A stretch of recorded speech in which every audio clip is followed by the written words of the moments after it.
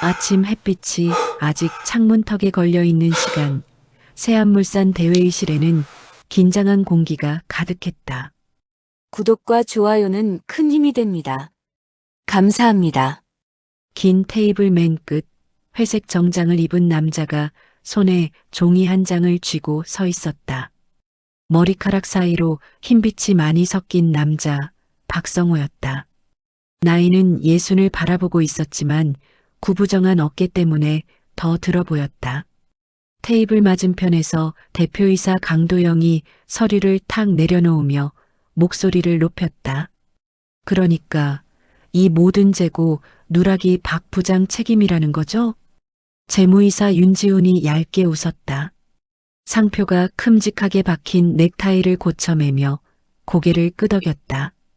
지난 3년간 물류팀장으로 재직하면서 재고 관리 전산을 담당한 사람이 박성호입니다. 숫자는 거짓말을 안 합니다. 이번 감사 결과도 그걸 말해주고 있죠. 모니터에는 붉은색으로 표시된 수치들이 떠 있었다. 수십억 원의 재고 차액. 성우가 입술을 깨물며 조용히 말했다. 대표님, 제가 관리한 건 맞습니다. 하지만 이 수치는 누군가 고의로 건드리지 않으면 나올 수 없는 숫자입니다. 제가 밤새워 다시 확인했는데 시스템 접근 권한이 저 말고도. 윤지훈이 말을 끊었다. 시스템 탓, 사람 탓. 늘 하던 말씀 아닙니까? 결과가 이 모양인데 아직도 변명부터 하시네요. 회의실 한쪽에서는 젊은 팀장들이 서로 눈을 마주치며 킥킥거렸다. 역시 오래되면 손이 느려지나 봐. 퇴직금이나 챙겨가시는 게 다행이지. 작은 웃음소리가 성호의 귀에 박혔다. 손에 쥔 종이가 구겨졌다. 강도영이 자리에서 일어나 성호를 내려다보았다. 둔탁한 목소리가 회의실에 울렸다. 박성호 부장. 회사는 이번 재고 차액에 대해 법적 책임을 피할 수 없습니다. 내부 조사 결과 가장 큰 관리 책임은 부장에게 있는 걸로 나왔습니다. 오늘부로 해임 조치합니다. 성호의 얼굴색이 순간 하얗게 질렸다. 대표님 30년을 이 회사에 몸 바쳐왔습니다. 제가 한 번도, 단 한 번도 회사 돈을. 그래서 지금까지 봐드린 겁니다. 강도영이 차갑게 잘라 말했다. 책임질 나이가 됐으면 책임도 져야죠. 모니터 화면이 꺼지면서 회의실은 순간 어두워졌다. 모두가 의자를 밀고 일어나 나가려 했다. 긴장감보다도 구경거리가 끝난 뒤의 심드렁함이 먼저 흘렀다. 윤지훈이 서류 봉투 하나를 성우 앞에 밀어놓았다. 사직서입니다. 자필로 써주세요. 형사 고소 들어가는 것보단 나을 겁니다. 성우는 봉투를 내려다보다가 떨리는 손으로 움켜쥐었다. 억지로 목소리를 가라앉히며 말했다. 제가 아니라는 걸 언젠가는 아시게 될 겁니다. 윤지훈이 비웃듯 어깨를 으쓱였다. 그때 가서 억울하다고 하셔도 듣고 싶어하는 사람 없을 겁니다. 회의실 문이 닫히는 소리가 날카롭게 울렸다. 박성호의 30년이 그렇게 한순간에 잘려나갔다. 갑작스레 내린 봄비가 회사 앞 계단을 적시고 있었다. 성호는 회사 출입증을 반납하고 낡은 서류 가방을 들고 계단을 내려왔다. 얼굴에는 비인지 눈물인지 알 수 없는 물기가 번졌다. 경비실에서 오래 알고 지내던 경비 아저씨가 다가와 우산을 내밀었다. 박 부장님, 이게 대체 무슨 일이래요? 아까 회의실에서 난리가 나더니. 성호는 억지로 미소를 지으며 고개를 저었다. 나 이제 부장 아니에요, 영수 씨. 그냥 박성호 아저씨지. 그래도 한 번쯤은 설명해도 안 듣는 사람들이더라고. 성호가 우산을 받으며 작게 웃었다. 나중에 소주 한잔 하러 올게요. 오늘은 그냥 집에 가야겠어요. 회사 정문을 벗어나며 성호는 한번 뒤돌아봤다. 30년 동안 매일 지나던 자동문, 출근 시간마다 들리던 삑소리가 오늘은 유난히 싸늘하게 느껴졌다. 주머니 속 휴대전화가 울렸다. 아내 이영숙의 이름이 화면에 떠 있었다. 성우가 통화를 받자 영숙의 걱정 섞인 목소리가 들려왔다. 여보, 오늘 얼굴이 안 좋아 보여서 회의 있다더니 잘 됐어? 잠시 입술을 뜯던 성우가 짧게 대답했다. 회의는 잘 끝났어. 오늘 좀 일찍 들어갈게. 무슨 일 있는 건 아니지? 목소리가 이상한데. 집에 가서 얘기하자. 오늘 저녁은 부침개 좀 해줘. 비도 오는데. 영숙이 한숨소리와 함께 웃음 섞인 목소리로 말했다. 알았어요. 당신 좋아하는 김치부침 할게요. 조심해서 들어와요. 통화가 끊긴 뒤 성우는 휴대전화를 꼭 쥐었다. 집에 가서 뭐라고 말을 꺼낸다는 말인가. 당신이 믿던 그 회사가 나를 내쫓았어. 그 말을 어떻게 꺼내야 할지 아직 감이 잡히지 않았다. 주방에서는 지글지글 기름 튀는 소리가 났다. 식탁 위에는 김치 부침개와 된장찌개, 김치 몇 가지가 가지런히 놓여 있었다. 영숙이 앞치마를 풀며 남편을 바라보았다. 오늘은 당신 좋아하는 걸로만 했어요. 앉아요. 얼굴이 왜 이렇게 상했어? 회사에서 뭐라 그랬어요? 성우는 가방을 벽에 기대어 놓고 조용히 의자에 앉았다. 손가락이 부침개 가장자리를 괜히 만지작거렸다. 한참 말이 없다가 입에서 힘없이 말이 흘러나왔다. 영수가 나 오늘 회사에서 잘렸어. 부엌에 돌던 수증기가 잦아드는 듯한 침묵이 흘렀다. 영숙이 눈을 크게 뜨고 남편을 바라보았다. 뭐라고?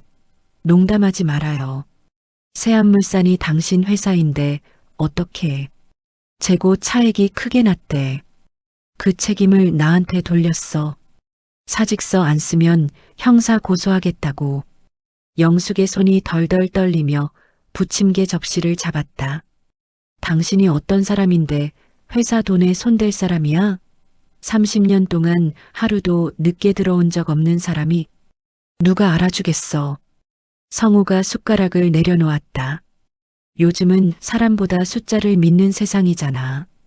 잠시 침묵하던 영숙이 굳은 목소리로 물었다. 그래서 당신은 뭐라고 했어요? 억울하다고 했지. 하지만 이미 마음을 정한 것 같더라. 편하게 보내주는 대신 입 다물고 나가라고. 영숙의 눈가에 눈물이 맺혔다. 당신이 없었으면 그 회사 지금까지 살아남지도 못했어요. IMF 때도 직원들 월급 못 나간다고 당신이 사비 털어가며 버텼잖아요. 그런데 이제 와서 성우는 아내의 손을 잡았다. 나도 화나지. 하지만 어쩌겠어. 이제는 우리 둘 생각, 그리고 시연이랑 미정이 생각을 해야지. 안방에서 대학생 딸 미정의 목소리가 들려왔다. 엄마, 저녁 다 됐어요? 배고파 죽겠어요. 영숙이 급히 눈물을 훔치며 말했다. 나온다. 얼른 손 씻고 나와. 식탁에 둘러앉은 가족은 평소처럼 밥을 먹으려 노력했다. 하지만 수저 부딪히는 소리 사이로 묵직한 침묵이 계속 흘렀다. 미정이 눈치를 보다가 조심스레 물었다. 아빠, 얼굴이 왜 이렇게 안 좋아? 회의에서 혼나셨어요? 성우는 딸을 바라보며 어색하게 웃었다. 그냥 피곤해서 그래. 너 이번에 준비하는 공모전은 잘 돼가냐? 응, 교수님이 발표 연습 좀 더 하래. 미정이 환하게 웃어 보였다. 아빠, 나 발표 연습할 때 심사위원 역할 좀 해줘요. 아빠가 워낙 회사에서 발표 많이 하셨잖아요. 성우의 가슴이 서늘하게 내려앉았다. 이제 그 회사도 발표도 자신과는 상관이 없다는 사실이 뼈저리게 느껴졌다. 며칠 동안 집안에서만 지내던 성우는 결국 새벽 첫 차를 타고 고용센터로 향했다. 접수 창구에서 번호표를 받아들고 한참을 기다렸다. 벽에 붙은 채용 공고에는 젊은 나이 제한이 당당하게 적혀 있었다. 상담 직원이 이력서를 훑어보며 애매한 미소를 지었다. 경력이 참 화려하시네요. 물류 총괄, 해외 영업, 프로젝트 리더 그런데 나이가 조금 61살입니다. 성우가 담담하게 말했다. 직원이 말끝을 흐렸다. 솔직히 말씀드리면 지금 기업들에서 찾는 건 젊고 유연한 인재들이라 계약직이나 파견직은 조금 가능성이 있는데 정규직은 쉽지 않으실 거예요. 계약직이라도 좋습니다. 몸을 쓸 수 있으면 뭐든 할 수 있어요. 상담을 마치고 나왔을 때 가슴 한쪽이 휑했다. 수십 년 쌓은 경력도 나이 앞에서는 숫자 몇 개로 줄어드는 듯 했다. 지친 몸으로 집에 돌아가는 길, 역 앞 편의점에서 컵라면을 집어들었다. 계산대 앞에서 줄을 서 있는데 뒤에서 누군가 낯익은 목소리로 말했다. 박 부장님 아니에요?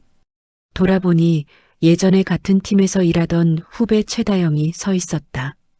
화려한 트렌치 코트와 고급 가방이 눈에 띄었다. 성우가 어색하게 웃으며 인사했다. 그래, 잘 지내나? 회사는? 거긴요? 저 일주일 전에 나왔어요. 다영이 입꼬리를 올렸다. 윤 이사님이 새로 차리는 물류 컨설팅 회사 있거든요. 저 거기로 스카우트 됐어요. 윤지훈이라는 이름에 성우의 손이 살짝 떨렸다. 컵라면 봉지가 구겨졌다. 그래, 축하한다. 선배님은 요즘 어떻게 지내세요? 뉴스는 봤어요.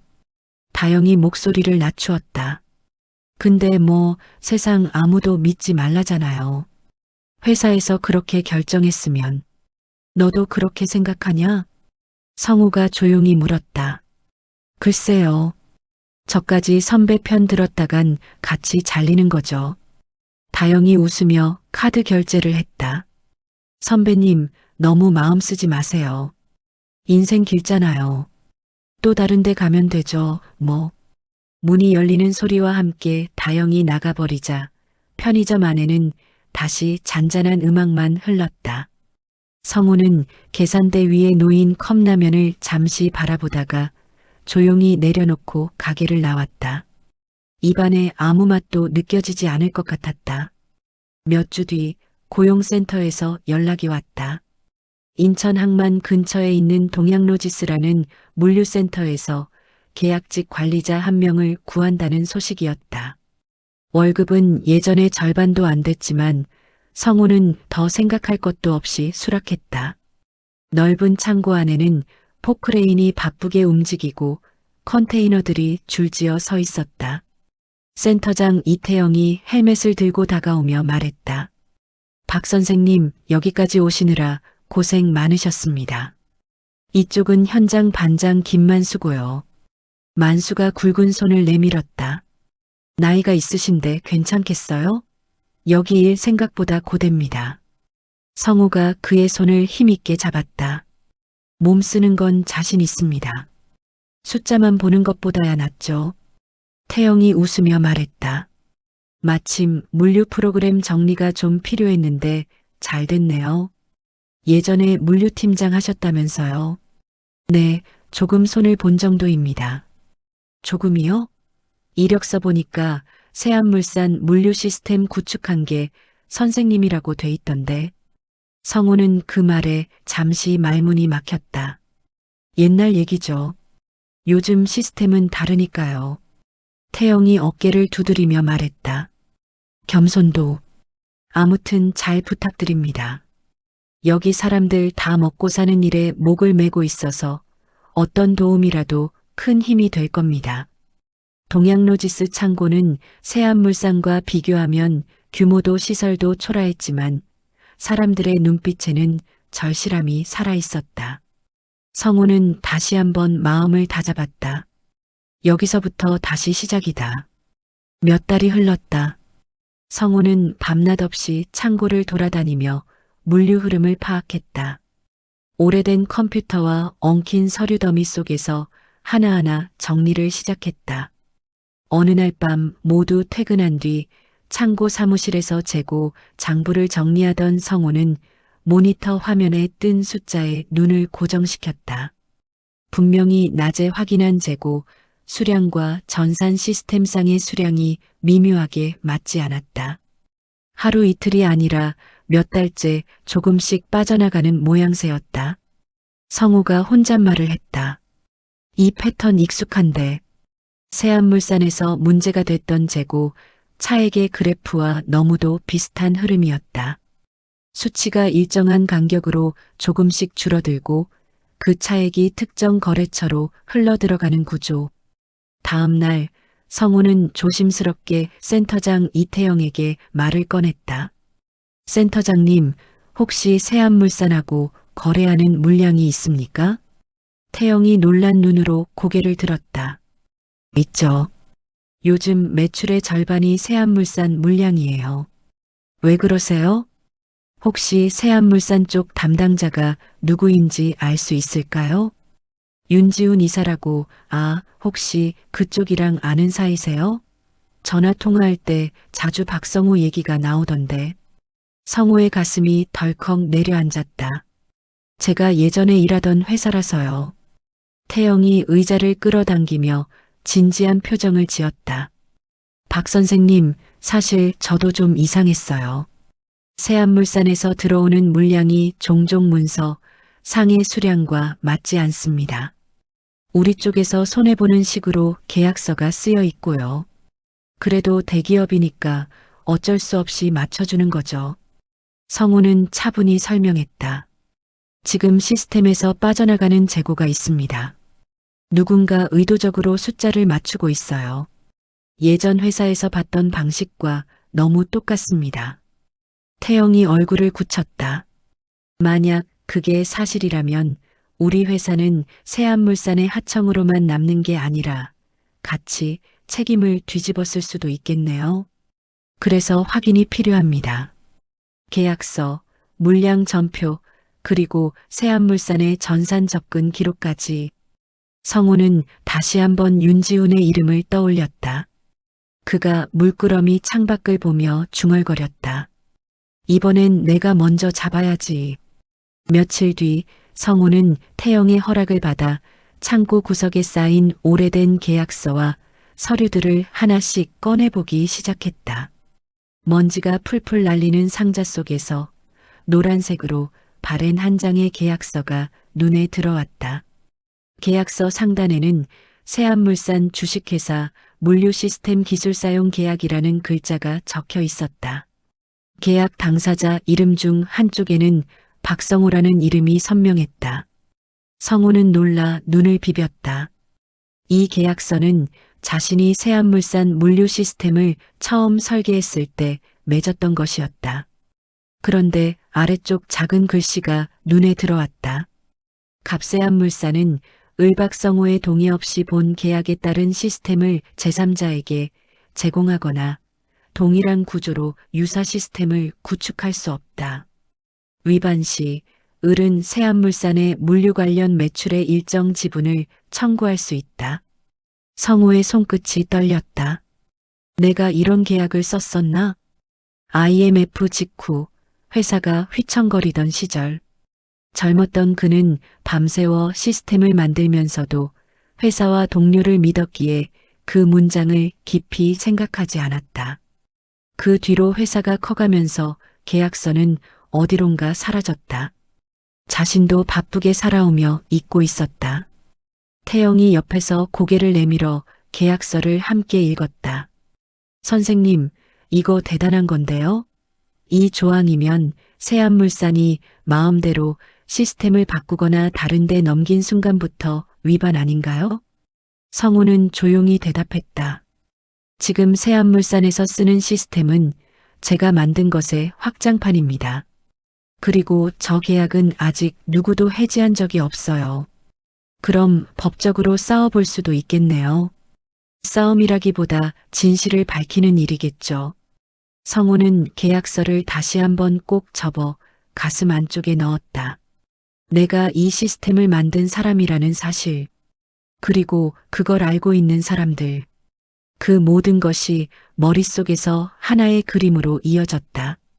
그날 밤 집으로 돌아온 성우는 서랍 가장 밑에서 오래된 명함 뭉치를 꺼냈다. 은퇴한 변호사, 예전 세안물산 법무팀장이던 사람의 이름이 눈에 들어왔다. 전화번호를 누르는 손이 조금 떨렸다. 오랜만입니다. 장 변호사님. 저 박성우입니다. 수화기 너머에서 반가움과 놀라움이 섞인 목소리가 들려왔다. 아니, 박 부장?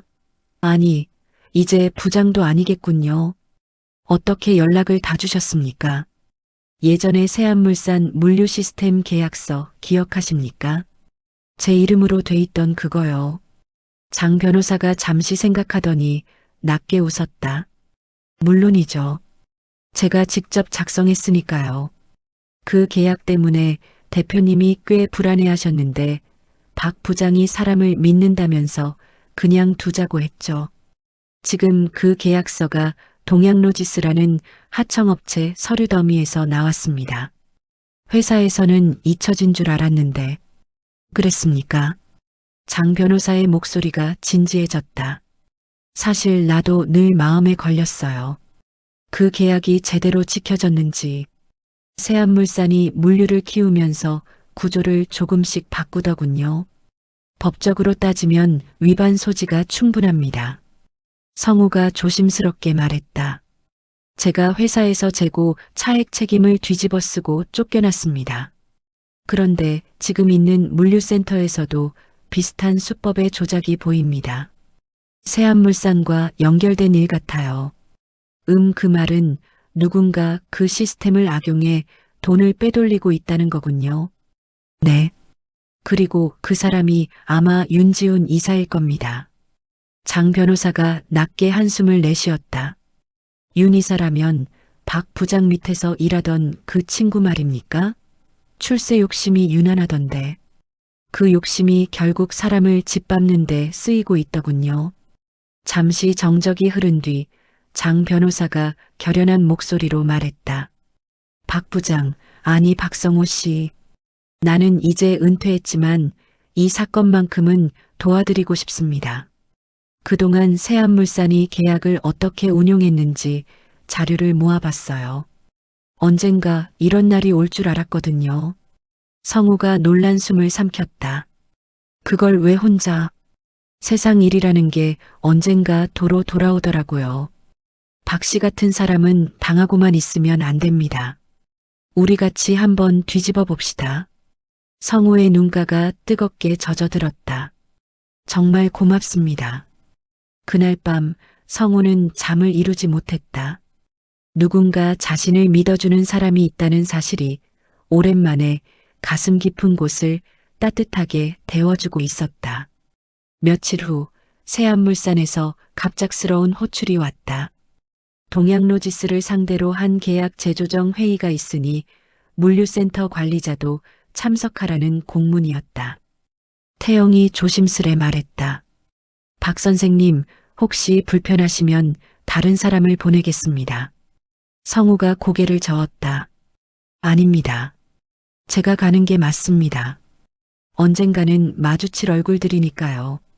세안물산 본사 회의실에 들어서는 순간 성우의 발걸음이 잠시 멈췄다. 익숙한 냄새, 낡은 카펫 무늬, 벽에 걸린 회사 역사연표까지 모든 것이 어제 일처럼 생생했다. 회의실에는 강도영 대표와 윤지훈 이사, 그리고 몇몇 임원들이 앉아 있었다. 그들의 시선이 동시에 문 쪽으로 향했다. 윤지훈이 눈썹을 치켜 올렸다. 이게 누구야? 박 부장님 아니십니까? 여기 웬일로? 태영이 앞쪽에 서서 설명했다. 동양로지스 물류센터의 관리 업무를 맡고 있는 박성호 선생님입니다. 이번 계약 재검토 과정에서 실제 물류 흐름을 가장 잘 아는 분이라 동행했습니다. 강도영이 불편한 표정으로 물었다. 이미 우리 회사에서 물류 사고를 일으켜 해임된 사람 아닙니까? 이런 자리에 왜? 성우가 한 발 앞으로 나섰다. 목소리는 조용했지만 또렷했다. 대표님, 그 사고가 정말 제가 일으킨 거라면 저를 다시 부르시진 않았겠죠. 동양로지스 물량 대부분이 세안물산과 연결돼 있으니 제가 누구보다 구조를 잘 알 것 같아 부른 것 아닙니까? 윤지훈이 시큰둥한 얼굴로 팔짱을 꼈다. 그래서 하고 싶은 말씀이 뭡니까? 성우는 준비해온 자료를 테이블 위에 펼쳤다. 동양로지스와 세안물산 사이의 물류 흐름을 분석한 그래프와 표였다. 지난 3년간 세안물산에서 동양로지스로 넘긴 물량의 수량과 단가입니다. 여기 보이는 패턴 기억나십니까? 제가 물류팀장으로 있을 때 문제되었던 그 재고 차액 그래프와 완전히 똑같습니다. 강도영이 얼굴을 찌푸렸다. 그게 무슨 뜻이오? 누군가 의도적으로 재고를 빼돌리고 있다는 뜻입니다. 세안물산에서 출고된 물량보다 실제 동양로지스 창고에 들어온 물량이 항상 조금씩 적습니다. 그 차액만 모아도 수십억입니다. 그런데 그 차액이 어느 계좌로 흘러가는지 제가 여기까지 추적해 봤습니다. 성우가 서류 마지막 장을 넘겼다. 거기에는 윤지훈이라는 이름이 적힌 페이퍼 컴퍼니 계좌 내역이 있었고 동양로지스와 세안물산 사이에서 빠져나간 금액이 그대로 찍혀 있었다. 회의실 안공기가 얼어붙었다. 윤지훈의 얼굴이 순간 굳어졌다. 이게 무슨 조작이에요? 퇴직한 사람이 무슨 권리로 회사 기밀을. 문이 열리며 한 사람이 들어왔다. 나이가 지긋한 남자, 장 변호사였다. 그는 차분한 목소리로 말했다. 조작인지 아닌지는 곧 알게 되겠죠. 저는 이 회사의 전 법무팀장이자 박성호 씨의 대리인입니다. 강도영이 자리에서 벌떡 일어났다. 장 변호사? 오랜만이군요. 그런데 대리인이라니 무슨 소리입니까? 장 변호사가 서류 봉투를 꺼내 테이블 위에 올려놓았다. 여기 세안물산과 박성호 씨가 체결한 물류 시스템 기술 사용 계약서 원본이 있습니다. 회사 측에서 분실되었다고 주장하던 그 문서죠.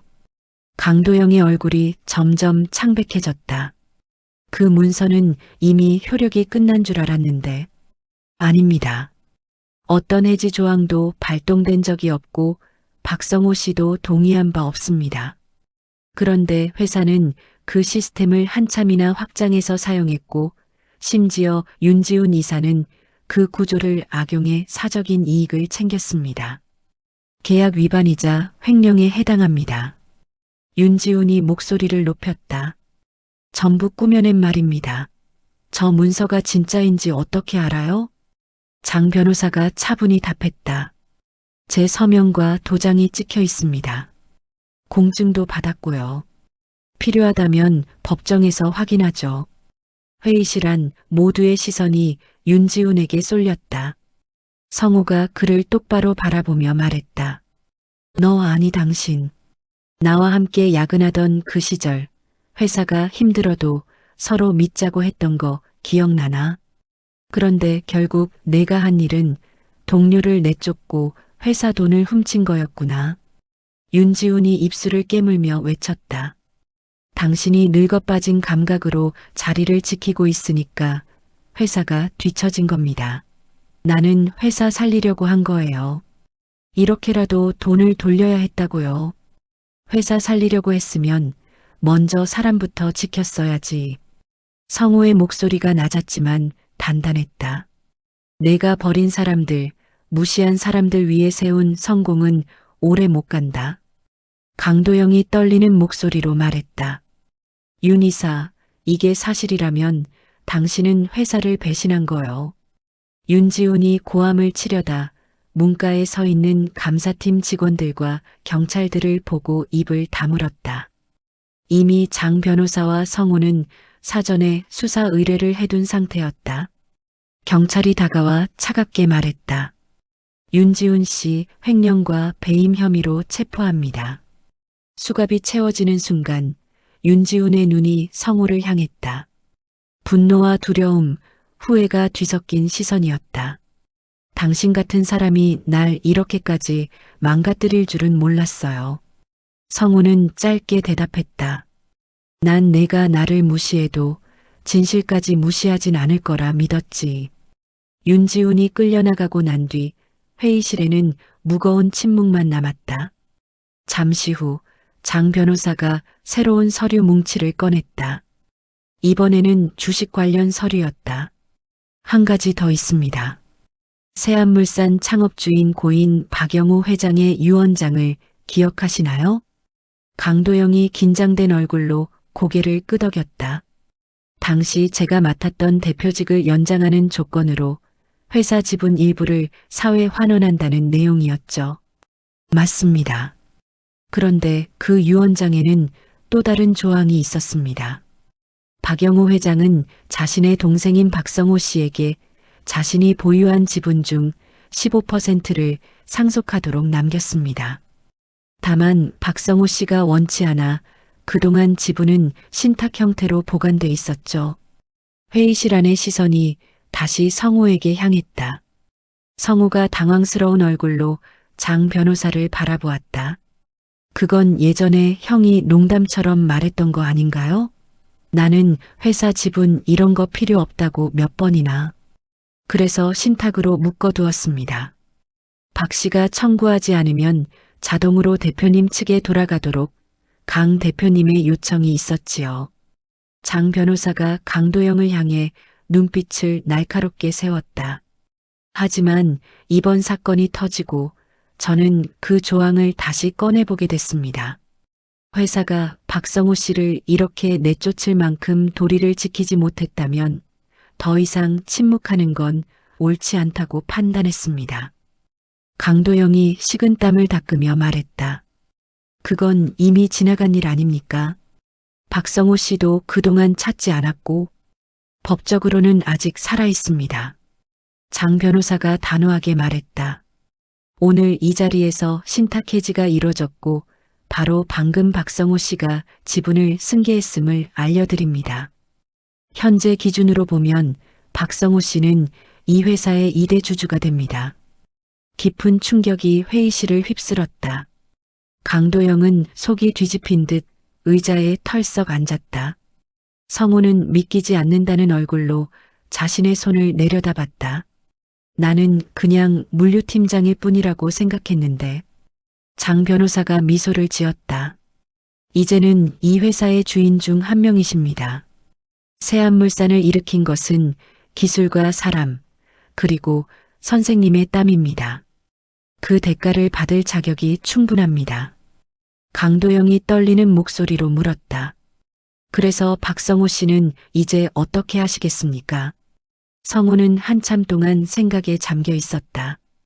회의실 벽면에 붙은 회사 연역 사진들이 눈에 들어왔다. 젊은 시절의 자신이 동료들과 함께 웃고 있는 사진도 있었다. 숱한 밤을 새우며 함께 버텼던 동료들, 이제는 대부분 은퇴했거나 떠나갔다. 그가 천천히 입을 열었다. 나는 복수하러 돌아온 게 아닙니다. 다만 나를 무시하던 사람들에게 한 가지는 알려주고 싶습니다. 사람을 함부로 버리면 결국 회사도 버림받는다는 걸. 강도영이 고개를 숙였다. 그동안 내가 너무 숫자만 봤던 것 같습니다. 알아주시면 됩니다. 성우가 담담히 말했다. 나는 경영을 하고 싶은 마음은 없습니다. 다만 회사가 사람을 함부로 자르지 않는 문화를 만들고 싶습니다. 특히 나이 많다고 무시받는 사람들이 더 이상 나오지 않도록 말입니다. 장 변호사가 미소 지으며 덧붙였다. 주주총회를 소집하면 대표이사 교체 안건도 올릴 수 있습니다만. 성우가 강도영을 바라보았다. 강 대표님, 회사가 이만큼 커지는 동안 고생 많으셨습니다. 하지만 이번 일의 책임은 분명히 필요합니다. 스스로 자리에서 물러나 주시겠습니까? 강도영은 한동안 아무 말도 하지 못하다가 마침내 고개를 끄덕였다. 그래야겠지요. 내가 사람 보는 눈이 너무 없었던 모양입니다. 몇 달 후 세안물산 대강당에서는 임시 주주총회가 열렸다. 대표이사에는 젊지만 믿을 만한 인물로 평가받던 내부 출신 상무가 선임되었다. 그는 취임 인사에서 이렇게 말했다. 이 회사는 사람을 가장 큰 자산으로 삼겠습니다. 나이와 학력, 출신에 관계없이 땀 흘려 일한 분들을 끝까지 책임지는 회사를 만들겠습니다. 박성호는 단상 뒤편에서 조용히 그 말을 들었다. 이제 그의 명함에는 세안물산 상임고문, 동양로지스 자문위원이라는 직함이 함께 적혀 있었다. 회사는 그에게 정당한 보상과 함께 물류 전반의 자문을 요청했다. 사회자는 박성호의 이름을 불렀다. 마지막으로 우리 회사의 기틀을 세우신 분을 모시고 인사 말씀을 듣겠습니다. 성호가 천천히 단상 위로 올라갔다. 박수가 강당을 가득 채웠다. 예전 부하 직원들이 허리를 굽혀 인사하는 모습도 눈에 들어왔다. 그는 마이크를 잡고 잠시 말없이 객석을 바라보았다. 나는 이 회사에서 30년을 일하고도 하루아침에 거리로 내몰린 사람입니다. 강당이 조용해졌다. 그때 많은 사람이 나를 무시했습니다. 늙은 사람, 시대에 뒤처진 사람, 책임만 지고 떠나면 그만인 사람이라고 생각했겠죠. 솔직히 말해, 그때는 세상이 너무 원망스러웠습니다. 성호의 시선이 남겨진 직원들의 얼굴 위를 천천히 지나갔다. 하지만 동양로지스에서 새벽마다 함께 땀 흘리던 기사님들, 물류센터에서 허리 굽혀 일하는 아주머니들을 보면서 한 가지를 다시 깨달았습니다. 사람은 자리나 직함이 아니라 서로를 향한 마음으로 연결된다는 거요. 그는 미소를 지었다. 그래서 나는 이 회사를 미워하기보다는 다시 한번 제대로 일으켜보고 싶어졌습니다. 나를 무시하던 사람들까지 포함해서 말입니다. 객석에서 누군가 훌쩍이는 소리가 들렸다. 앞으로 나는 이 회사의 나이 많은 직원들을 위한 프로그램을 만들 생각입니다. 쫓겨나는 대신 경험을 나누고 후배를 길러주는 자리를 만들 겁니다. 동양로지스와도 손을 잡고 산재 사고 줄이고 기사님들 처우 개선하는 데 힘쓰겠습니다. 그는 마지막으로 짧게 덧붙였다. 우리 세대가 견뎌낸 세월이 헛되지 않았다는 걸 다음 세대에게 보여주고 싶습니다. 그것이 내가 인생을 다시 뒤집으며 얻은 결론입니다. 강당 안에 뜨거운 박수가 터져나왔다. 주주총회가 끝난 뒤 성우는 집으로 돌아가는 버스에서 창밖을 바라보았다. 저녁 노을이 아파트 단지를 붉게 물들이고 있었다. 집 앞에서 영숙이 기다리고 있었다. 손에는 작은 꽃다발이 들려 있었다. 당신 TV에 나오더라. 회사 고문이라더니 말도 그렇게 잘하더만. 성우가 멋쩍은 웃음을 지었다. 말이야 뭐. 아직도 떨리더라. 영숙이 꽃다발을 건네며 말했다. 당신 정말 수고했어요. 그동안 억울하고 힘들었던 거 오늘 다 풀린 것 같아요. 성우가 꽃을 받아들며 조용히 말했다. 나보다 더 힘들었을 텐데. 나 믿어준 건 당신뿐이었으니까. 당신 믿어줘야 누가 믿어요. 나는 당신이 어디에서 무엇을 하든 늘 성실하게 했다는 걸 아니까. 그때 딸 미정이 계단을 뛰어내려왔다.